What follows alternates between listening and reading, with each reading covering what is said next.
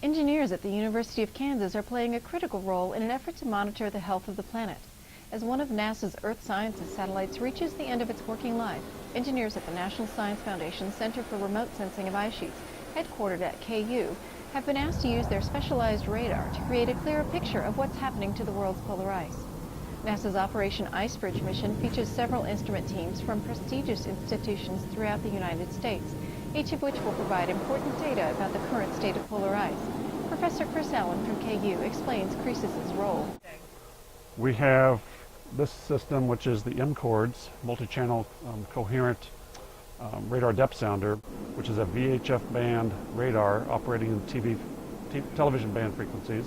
It's used to sound through the ice. We get a surface echo, we get a bed echo, we can see the internal layers so we can tell the scientists how thick the ice is as we fly over it. And we have two other systems, the KU band system, which works at the KU band frequencies, nothing to do with the University of Kansas, and a snow radar, both of which are very high frequency, very fine resolution radar altimeters. The snow radar can see the surface of the snow layer and the ice-snow interface on sea ice to tell the scientists how thick the snow pack is on the floating sea ice.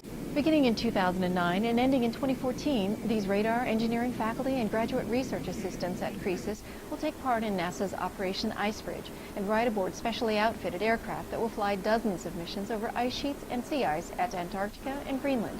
The CReSIS radars, developed at KU, are providing data previously unknown to climate change researchers. These are all, I would put them in the class of pioneering instruments, giving the scientists new capability. The MCORDS allows us to measure the thickness of the ice. It's the only instrument on the plane that allows us to measure directly the thickness of the ice. We launch a radio wave, many different kinds of modulation, but that's a detail.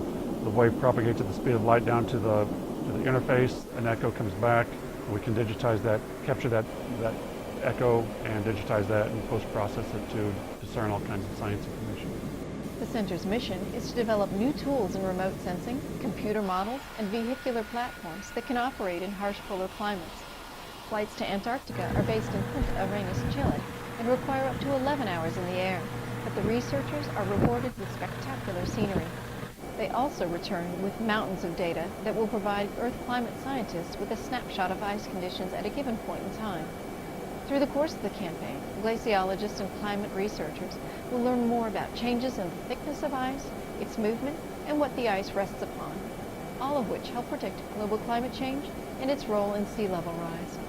For the University of Kansas School of Engineering, I'm Jill Hummels.